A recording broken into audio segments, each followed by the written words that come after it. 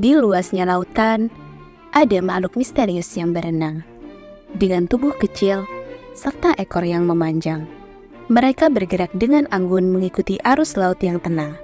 Seolah-olah melakukan tarian di antara terumbu karang. Warna-warni tubuhnya mempercantik keberadaan mereka sebagai pesona dunia laut yang tiada tara. Mereka adalah penghuni laut yang imut, namun saat ini mereka sedang kalang kabut dikarenakan jumlahnya yang terus menyusut.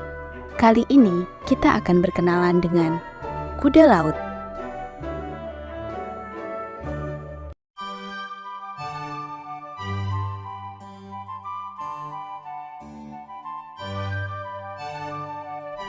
Kuda laut termasuk dalam jenis ikan. Mereka adalah hewan yang telah mengalami evolusi sejak 40 juta tahun yang lalu, dan akhirnya memiliki bentuk dan warna yang sangat beragam seperti saat ini.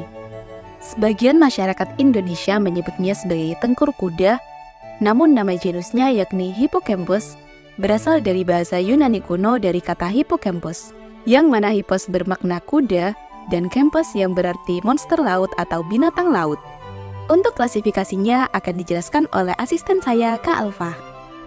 Hai, perkenalkan, nama saya Alfa. Untuk klasifikasi kuda laut yakni sebagai berikut. Kingdom, Animalia. Phylum, Chordata. Subphylum, Vertebrata. Kelas, Pisces. Ordo, Gasterosteiformes. Family, Symphnatidae. Genus, Hippocampus. Kuda laut dapat dijumpai hampir di seluruh perairan dunia, mulai dari kawasan beriklim tropis hingga beriklim sedang. Habitat kuda laut biasanya di sepanjang pesisir pantai, tepian laut, teluk-teluk dangkal, serta mendiami tempat-tempat yang banyak terdapat terumbu karang, hutan mangrove, dan padang lamun. Dari 54 jenis kuda laut yang ada di dunia, sekitar 12 spesies ada di Indonesia. Mengutip situs dari Kementerian Kelautan dan Perikanan, 12 jenis ini sudah teridentifikasi menurut Lowry et al. Pada 2001, serta Lowry dan Kuite pada 2008. Dari sejumlah spesies anggota kuda laut, Hippocampus kuda memiliki distribusi paling luas, terutama di sepanjang perairan tropis Indo-Pasifik. Morfologi dari kuda laut sangat unik, bahkan dapat dikatakan menyimpang dari bentuk ikan-ikan pada umumnya. Namun meski bentuk tubuhnya menyimpang dari bentuk ikan pada umumnya, mereka tetap dilengkapi oleh organ-organ yang identik dengan organ-organ yang dimiliki ikan. Tingkah laku kuda laut pada umumnya berenang dengan sangat lambat dan tidak seperti cara berenang ikan pada umumnya, yakni berenang secara tegak. Beberapa ilmuwan berpendapat bahwa postur berenang tegak ini berevolusi tak lama setelah perluasan padang rumput laut di Pasifik Barat sekitar 25 juta tahun yang lalu. Karena hal tersebut, kuda laut dikenal sebagai pemangsa yang pasif, yakni menunggu makanan yang lewat lalu menyergap mangsanya. Meskipun demikian, kuda laut merupakan salah satu hewan paling rakus di dunia. Mereka adalah karnivora yang bisa memakan lebih dari 3.000 plankton setiap hari. Mereka mencari makan dengan cara mengaitkan diri menggunakan ekornya pada rumput laut atau terumbu karang, lalu menghisap mangsanya seperti plankton menggunakan moncongnya. Kuda laut tidak memiliki gigi dan perut untuk memproses makanan, sehingga makanan yang mereka konsumsi melewati pencernaan mereka dengan cepat. Maka dari itu, mereka harus makan setiap saat untuk bertahan hidup. Kuda laut akan memangsa apapun yang muat dalam mulutnya. Kebanyakan terdiri dari plankton, krustasea kecil seperti amphipods, kadang juga ikan-ikan kecil, dan invertebrata lainnya. Tak hanya itu, mereka juga mampu melakukan kamuflase terhadap lingkungannya dengan baik. Hal ini akan mengelabui mangsa maupun predatornya. Kuda laut adalah hewan diurnal atau hewan yang aktif pada siang hari atau selama ada cahaya matahari. Mereka melakukan semua aktivitas pada siang hari, mulai dari makan hingga berkembang biak.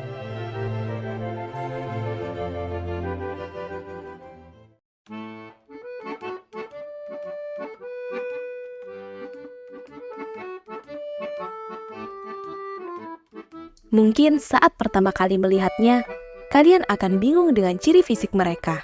Dengan kepala seperti kuda, moncong tanpa gigi seperti anteater, mata yang bergerak independen atau terpisah seperti bunglon, serta ekor yang bisa digunakan untuk mengaitkan dirinya seperti monyet yang sedang bergelantungan.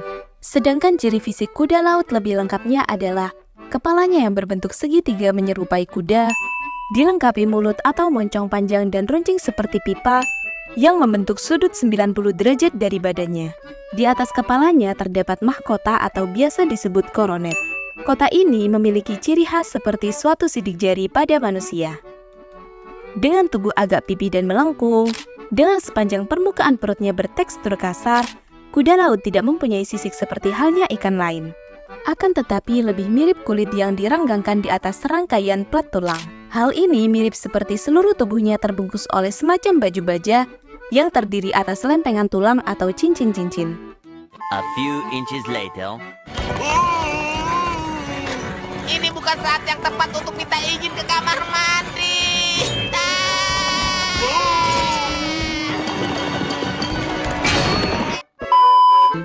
Ukuran tubuh kuda laut relatif kecil dan komposisi badannya unik, yang membuat mereka hampir tidak mampu berenang.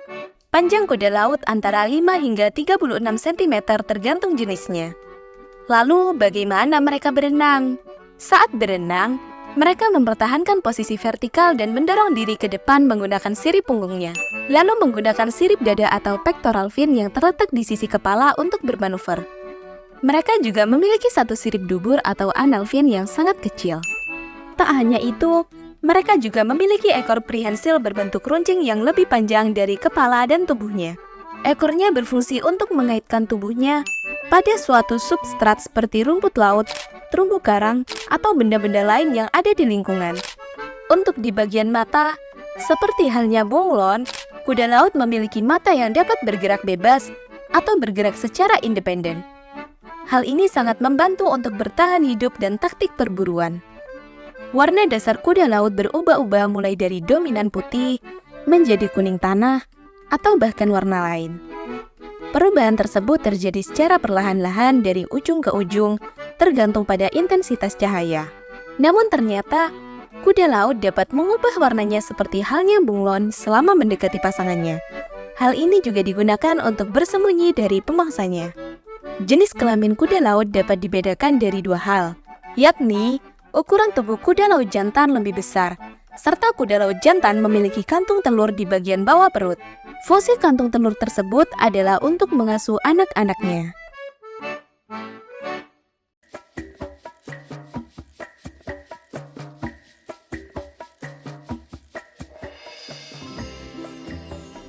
Mereka kan kuda laut. Apakah mereka juga berkembang biak seperti kuda di darat? Mungkin ketika kalian melihat fisiknya, kalian akan berpikir seperti itu. Namun kenyataannya tidak seperti itu ya. Mereka berkembang biak seperti ikan lain. Kuda laut merupakan hewan yang bereproduksi secara eksternal. Pada musim reproduksi, kuda laut jantan dengan kantong telur kosong akan mencoba mencari pasangan.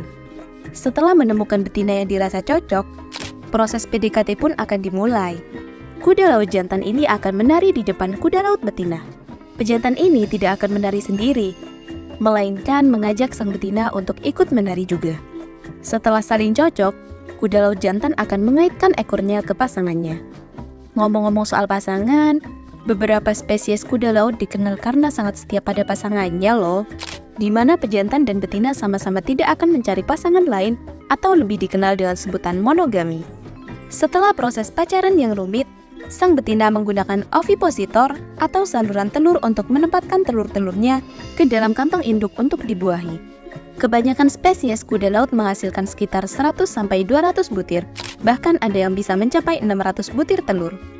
Tak hanya terkenal sebagai pasangan yang setia, kuda laut jantan juga adalah ayah yang sangat bertanggung jawab, karena sang pejantanlah yang akan menjaga serta mengerami telur yang telah dibuahi. Aspek biologi yang menarik pada kuda laut jantan adalah terdapat kantong pengeraman telur yang terletak di bawah perut. Kantong pengeraman ini terletak di bagian depan dan mempunyai lubang yang dapat ditutup.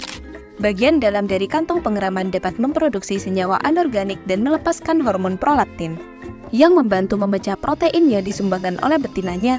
Ini akan menjadi makanan untuk anak-anak kuda laut yang baru menetas.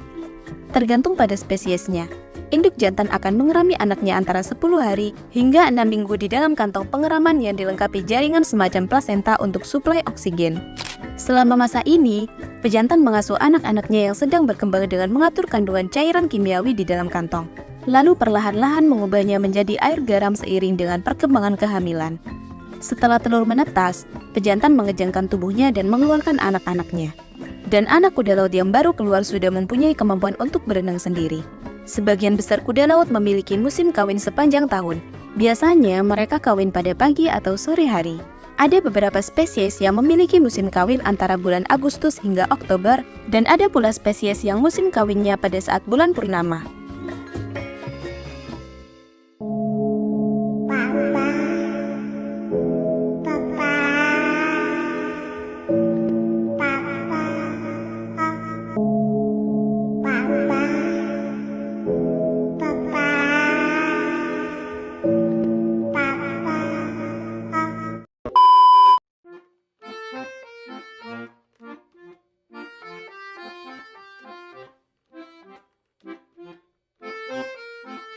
Kuda laut memiliki nilai pasaran yang cukup baik di dalam maupun di luar negeri. Ini dikarenakan manusia memanfaatkan kuda laut sebagai obat tradisional, hewan peliharaan, cindera mata, bahkan makanan tonik.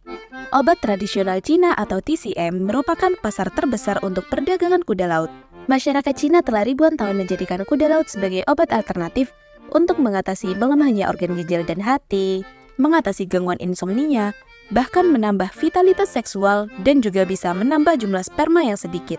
Pada berbagai zaman di seluruh sejarah medis barat, kuda laut digunakan untuk membantu produksi air susu ibu, akan tetapi menyebabkan kematian jika dicampur dengan anggur atau wine.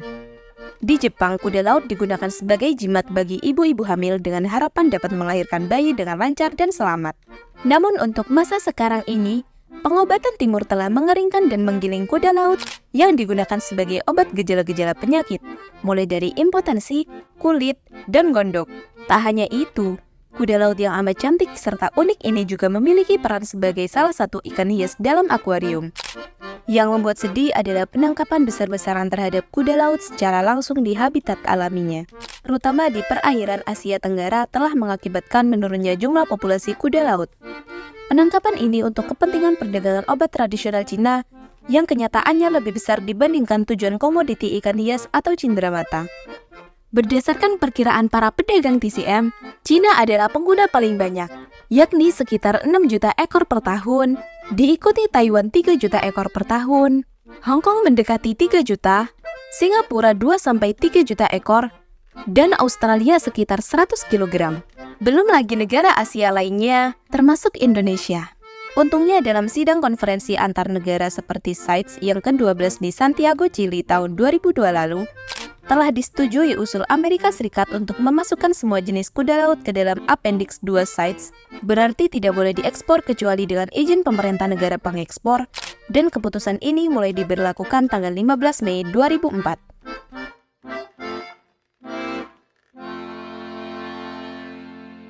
Meanwhile, in our universe. MSG secukupnya.